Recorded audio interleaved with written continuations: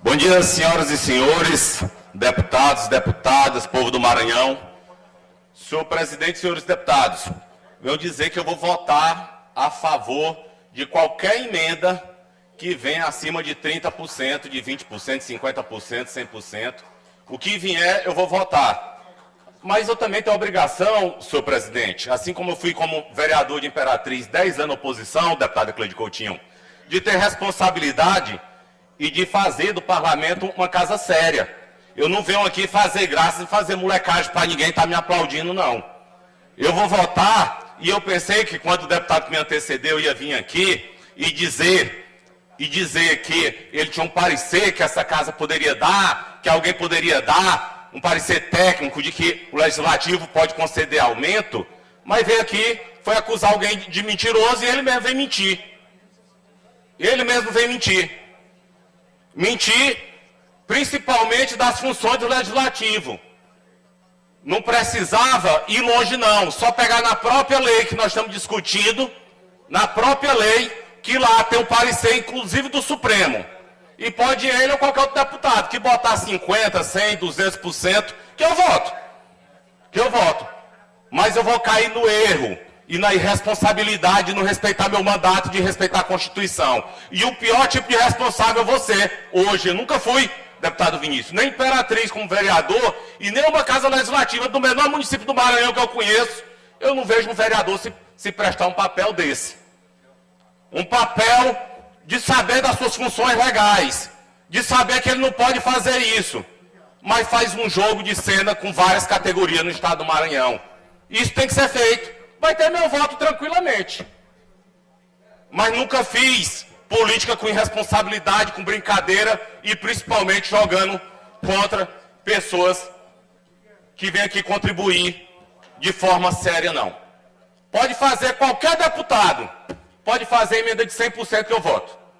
E ainda é pouco, 30% é pouco, 50% é pouco, porque já são 7 anos de atraso, sem falar de correção, sem falar de tudo.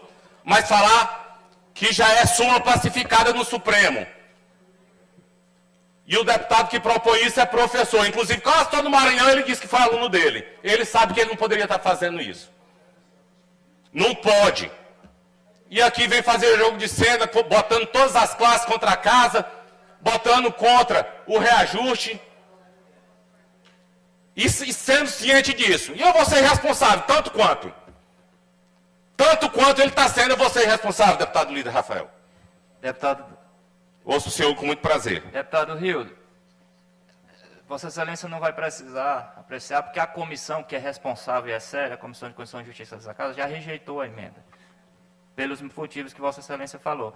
Mas a gente, infelizmente, tem que conviver diariamente com esse tipo de pronunciamento na tribuna, né? Esse teatro, ele é corriqueiro e no último dia, todos os anos, é um teatro maior ainda. Mas Vossa Excelência faz um pronunciamento digno, porque o discurso de jogar o plenário e os parlamentares contra a opinião pública, ele sempre foi dessa forma.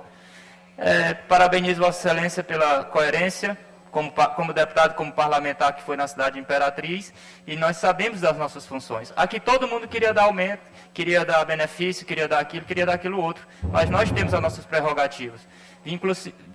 Súmula vinculante, como é que o parlamentar vai aumentar a despesa? A proposta que o deputado apresentou impacta em 2 bilhões de reais o orçamento do Estado. Vamos fechar os hospitais macro-regionais para dar aumento para servidor? Gostaríamos muito se nós tivéssemos o dinheiro suficiente para dar os reajustes às despesas inflacionárias. O governo do Estado não é responsável pela economia do país. O que está derretendo nesse país é todos os salários de todos os trabalhadores. Ou antes a gente fazia uma feira de 500, 600 reais, hoje você não consegue comprar nada. A economia do país está em colapso. Não é apenas no Maranhão, são em todo o território nacional. Fazer esse tipo de discurso para a plateia é corriqueiro, né? A gente já está acostumado. Por isso que a gente deixa falar, para a gente aprovar o que é sério, e inclusive fazer um pronunciamento no tempo da liderança, obviamente para justificar todas as medidas que nós estamos aprovando aqui, que são sérias, que são para o povo do Maranhão, né? E que, de fato, agradeço Vossa Excelência pelo pronunciamento, pois também esclarece nesse momento que é oportuno, que é a da discussão. Ainda vai ter um tempo ainda o deputado, porque vai encaminhar, falar novamente que a comissão rejeitou, ele tentou dar um aumento para o servidor, mas a comissão rejeitou. Mas não disse que é inconstitucional, que o Supremo já decidiu que é inconstitucional, mas os servidores públicos do Estado do Maranhão são esclarecidos e sabem que parlamentar não tem essa prerrogativa. Parabéns, deputado. Deputado Hildo. Ouço, deputado Lésio, mas só uma minoria não sabe ainda disso, deputado Rafael. Uma pequena minoria não sabe disso. E isso o deputado Iglesias também, que além de médico advogado, desde 2015 é pacificado. A AD número 44, 33 de Santa Catarina, já versa sobre isso. E a gente lamenta que nenhum momento do pronunciamento do deputado eu tive atento, aos 10 minutos, um pouco mais que ele utilizou. Ele falou da parte legal, ele falou do que manda a lei. Simplesmente falou desde de camarão à barba dos outros. Mas se nem um segundo do seu discurso ele parou para falar da parte legalista do projeto. De dizer, o deputado Hildo vai ter meu voto, e vai ter, em qualquer situação vai ter, mas ele está sendo, assim como eu, para jogar para a plateia. E isso é ruim, porque cria nas pessoas menos favorecidas de informação, que não conhece o processo legislativo, que não conhece o processo jurídico, cria uma expectativa ruim de pessoas que acham que ali existe a expectativa. Não existe expectativa nenhuma. Não é por falta de vontade nem meu voto, não, que vão ter meu voto. Mas principalmente pela legalidade. Pela legalidade, nós não precisávamos nem estar discutindo isso. Ouço o deputado Iglesias. Deputado Hildo, primeiro eu gostaria de parabenizar, porque a lucidez provavelmente é um dos ativos que mais está em falta nesse período que a gente vive no Maranhão, né?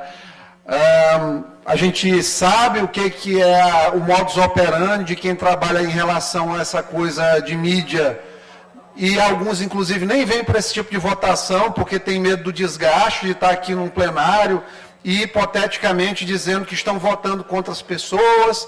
A gente sabe das edições dos nossos trechos de fala, que são normais para serem espalhadas com notinhas maldosas em grupos de WhatsApp, em redes sociais. Aquele quadrinho clássico que normalmente eles fazem, colocando a cara de todos os deputados que não votaram contra, muitas vezes, os textos que não guardam conexão com a realidade, mas principalmente com a responsabilidade. Quando a gente assume o desafio de vir para um parlamento, de vir para a Assembleia Legislativa, para tratar de temas importantes da sociedade, nós temos que estar dispostos a ter os louros, muitas vezes, mas também as críticas. Isso é completamente natural no processo. É claro, como Vossa Excelência falou muito bem, que a gente está vivendo um contexto de aumento de preços, de derretimento do poder de compra dos salários. Isso é um fenômeno que não é apenas do Maranhão, não é do Brasil, ele é mundial. Gás na Europa aumentou 300%. Estados Unidos, que são a maior potência do mundo, eles convivem com a maior inflação dos últimos anos, estão aí às beiras de aumentar a taxa de juros, a gente falou isso ontem. Então, assim, o cenário para frente ele é muito ruim. Claro que a gente sabe, eu subi na tribuna para falar em relação aos funcionários da saúde. Servidor da saúde não teve 1% de perspectiva de aumento. E foram as pessoas que cuidaram de nós no período da pandemia. Eu tenho certeza absoluta, e falei ontem na reunião dos deputados que nós tivemos com o Brandão, inclusive, que o governador Flávio Dino, ele teve uma postura muito correta, que era muito fácil ele aumentar aí 3, 4 pontos em relação ao aumento, deu 8, 9%, dá 12, 13, seria uma coisa que ainda poderia acontecer no Estado, mas que iria travar a questão dos investimentos ano que vem. Olha, uma proposta como essa, como o Rafael Leitor falou, o deputado Rafael falou, aumentou para 30%, nós estamos falando de 1,4 bi a mais, ou seja, além dos 600 que foram agora, mais 1,4 bi. Com esse recurso, nós fazemos 3 mil quilômetros de asfalto no Maranhão. Para as pessoas que vivem nos seus recônditos, nos recônditos do interior, com o pé na lama, com poeira dentro de casa, todo dia, as milhões de pessoas que ainda vivem sob estas condições, será que a prioridade é dar só o aumento para o servidor, já que o dinheiro é um caixa único? Nós só temos um recurso. Ou nós temos recurso para fazer as obras para todos, os investimentos, os hospitais, garantir a continuidade. A rede de saúde do Maranhão custa 2,5 bilhões por ano. Então, tem todo um investimento em torno disso para não faltar quimioterápico. E falta, ontem a gente viu Aldenorabelo, a situação do Aldenorabelo, faltando quimioterápico, remédio para náusea, por quê? Porque tem dificuldade financeira. Se for no Hospital do Câncer, com todas as dificuldades que o hospital tem, mas está em constante ampliação de serviço. Por quê? Porque existe uma linha de melhoria da questão da saúde. Está no que nós gostaríamos de maneira ideal, ainda não está, mas a gente está vendo avançar. Então, assim, quando a gente chega aqui, a gente tem que ter muita responsabilidade. 2 bilhões de reais no aumento era com certeza um sonho de todo mundo. Quem que não quer chegar para todos os servidores aqui e dizer que quem ganhava 2 mil vai ganhar mais 600 reais por mês? Para quem ganha 10 vai ganhar mais 3 mil. Todo mundo aqui queria. Todos os deputados aqui, eu tenho certeza. Tem colega que está no plenário, não está no plenário agora? Colega que não está no plenário agora porque está preocupado com votação, com desgaste. Mas a gente tem que ter altivez para saber que nós estamos fazendo aqui o possível nós estamos fazendo o possível diante do momento. Então, 9% é o que dá para este ano. Ano que vem nós vamos buscar mais aumento para as pessoas. E é isso que a casa tem que fazer. Mas, por favor, vamos parar de achar que isso é o governador podia chegar a dar 15%. Ele ia levantar aí para o limite já de alerta da lei de responsabilidade fiscal. Deu os 30%, já bateu em 46%. Já está no limite prudencial. Aí o Maranhão, se precisar de um empréstimo bancário para fazer investimento, não tem, já não consegue. Então fazer gestão não é para todo mundo. Porque a gente tem que estar preparado para ser aplaudido, mas também para saber os momentos que a gente tem que pegar, se levantar e falar de fato o que está acontecendo. Já falei de várias coisas aqui nesses 3 anos de mandato que não concordo com o governador. Várias coisas. Mas nesse momento, eu digo sem qualquer tipo de problema. Está havendo responsabilidade fiscal, responsabilidade com o Estado do Maranhão. Por que ninguém... Vou finalizar. Por que ninguém reclama? Porque na Assembleia o presidente deu 9%. E eu parabenizo, porque ele fez o possível. Qualquer aumento que nós estejamos dando, aumenta em milhões a folha de pagamento. Então, por que tem a crítica para o governador e não tem a crítica para o presidente? Por quê? Porque ambos estão sendo responsáveis e responsabilidade é o que a gente precisa agora. Deputado Rildos, ainda pode?